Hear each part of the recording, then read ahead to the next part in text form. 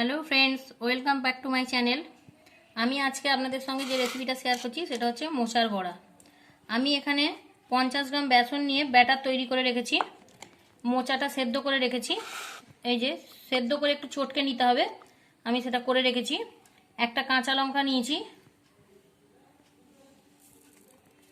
1 teaspoon চিনি নিয়েছি, ব্যাটারের মধ্যে দিয়ে দিলাম। এবারে আমি লঙ্কাটা আর আদাটা গ্রেট করে নিচ্ছি। দেখুন,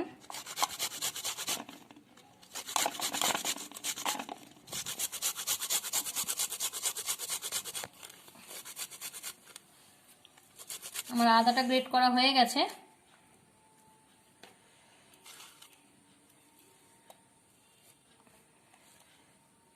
এবারে আমি লঙ্কাটা গ্রেট করে নিচ্ছি। আপনারা প্রয়োজন মনে করলে যদি বেশি ঝাল খান তো 2-3টে লঙ্কা দেবেন। আমার বাড়িতে বাচ্চা আছে বলে আমি কম লঙ্কা দিয়ে কাজটা করছি, কেন লঙ্কাগুলো খুবই ঝাল। আপনারা যদি খুব ঝাল খান তাহলে 3-4টে লঙ্কা নিয়ে নিতে পারেন। এটা একটা মজাদার স্ন্যাক্স, কিন্তু এটা ভাতের সাথেই বেশি ভালো লাগে।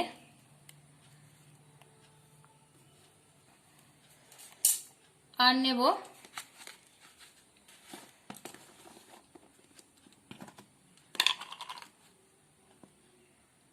1 চামচ জিরে গুঁড়ো,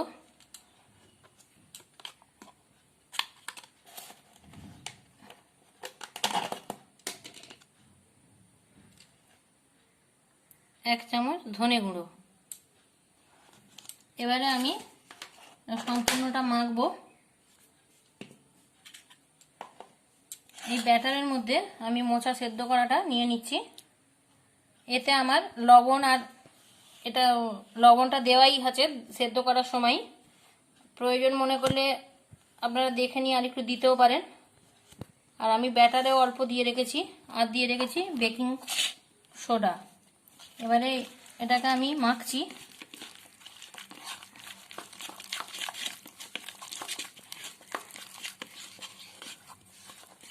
আর যেটা দেব চালের গুঁড়ো, যেটা মচমচে হবে। চালের গুঁড়োটা অবশ্যই ইউজ করবেন, অত ভালো লাগবে না। অল্প পরিমাণ চালের গুঁড়ো, যার যতটা জিনিস নেবেন সেই পরিমাণ মতো দিয়ে নেবেন। আমি অল্প দিলাম, দিয়ে আগে দেখছি কতটা লাগে। আর ব্যাটারটা তৈরি করা ছিল যেহেতু,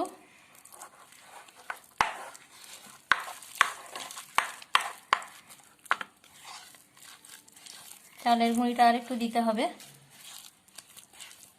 এটা খুব শক্তও হবে না, আবার খুব নরমও হবে না, এইভাবেই মেখে নেবেন। ব্যাস,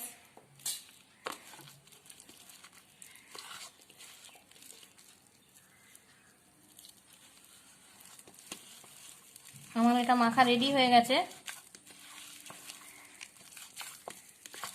দেখতেই পাচ্ছেন আগের তুলনায় এটা অনেকটাই শক্ত হয়ে গেল।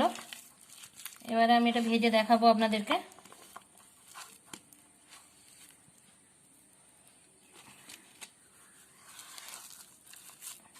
আপনারা বাড়িতে এই রেসিপিটা ট্রাই করে দেখবেন, খুবই ভালো লাগে, ঝাল ঝাল মিষ্টি মিষ্টি।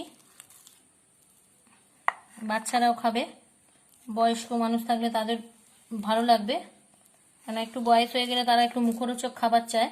মোচা অনেকেই এমনি খেতে চায় না, তাই একটু যদি স্পাইসি খাবার হয়ে যায় তাহলে সবাই খেয়ে নেবে। চলুন এবারে ভেজে দেখাই। দেখুন বন্ধুরা, আমার তো কড়াইয়ে তেলটা গরম হয়ে গেছে। এবারে আমি এটা একটা একটা করে ছাড়ছি কড়াই। এটা আমি বড়া টাইপের করব না, একটু কাটলেট টাইপের করব। কিন্তু কাটলেটের যেটা টোস্টে নেড়ো গুঁড়োটা দেওয়া হয়, ব্রেড ক্রাম্বটা, ওটা দেওয়া হচ্ছে না। এইভাবে আমি ছেড়ে দিচ্ছি। তাতে কি হবে, ভেতর পর্যন্ত পুরো সুন্দর ভাজা হয়ে যাবে, কারো খেতে অসুবিধা হবে না।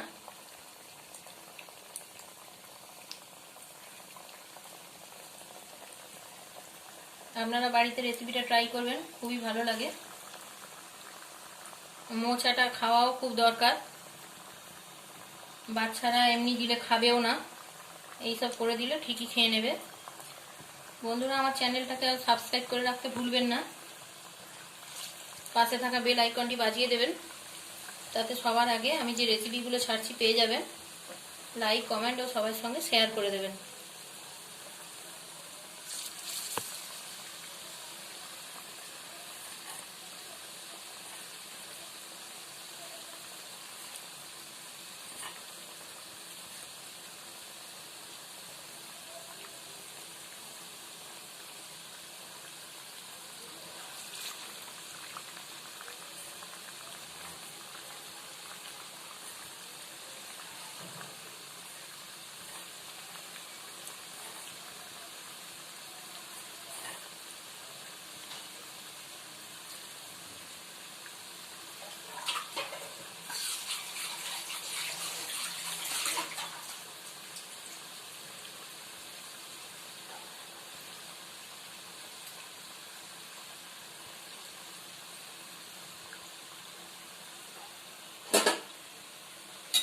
এবার আমি হালকা হালকা করে উল্টে দেব।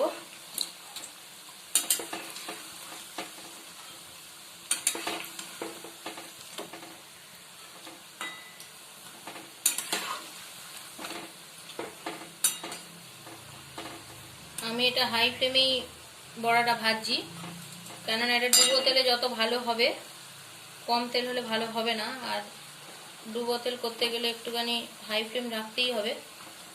যখন হাফ হাফ ভাজা হয়ে যাবে বড়াটা, একটু মিডিয়াম আঁচ করে দিলে ভেতর পর্যন্ত একদম সুন্দর হবে এবং মুচমুচে হবে। দেখুন বন্ধুরা, আমি কিভাবে জিনিসটা করছি, আপনারা বাড়িতে সেইভাবেই ট্রাই করবেন, নিশ্চয়ই ভালো লাগবে।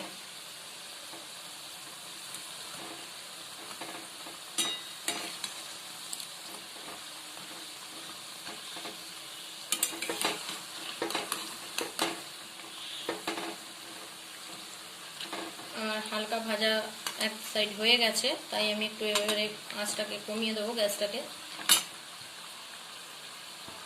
মিডিয়ামে নিয়ে আসছি, তাতে ভেতর পর্যন্ত খুব সুন্দর ভাজা হয়ে যাবে। ভাতের সাথে গরম গরম সার্ভ করবেন, খুবই ভালো লাগে ডালের সাথে। আবার অনেক সময় যদি কেউ শুকনো ভাতেও খায়, সেটাও খুবই ভালো লাগে, কারণ এটা ঝাল ঝাল নুন নুন মিষ্টি মিষ্টি এই বড়াটা হয়। মোচাতে মিষ্টিটা না দিলে ভালো লাগে না, অবশ্যই অল্প মিষ্টি দিতে ভুলবেন না, খুব বেশি নয়। আমি যেমন এটাতে 1 টিস্পুনের মতো চিনিটা ব্যবহার করেছি, যত জিনিস বেশি হবে সেই পরিমাণ মতো আপনারা নুন বা মিষ্টিটা দিয়ে নেবেন।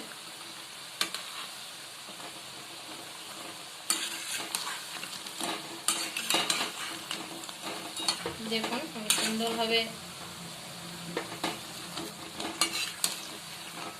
এটা ভাজা হয়ে গেছে, এবার আমি তুলে নিচ্ছি।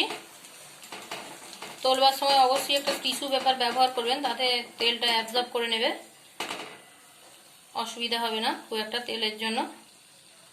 যতটা তো পারি আমরা ঝাড়িয়েই তুলি, তা সত্ত্বেও একটা টিস্যু পেপারের উপরে তুললে আরও ভালো হয়। দেখুন খুব সুন্দর একটা ব্রাউন কালার এসছে, এইভাবে বাড়িতে ভেজে নেবেন।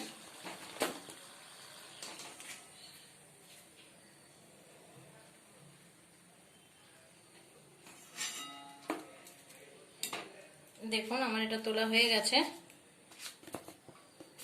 এবারে আমি সুন্দর করে সাজিয়ে পরিবেশন করব।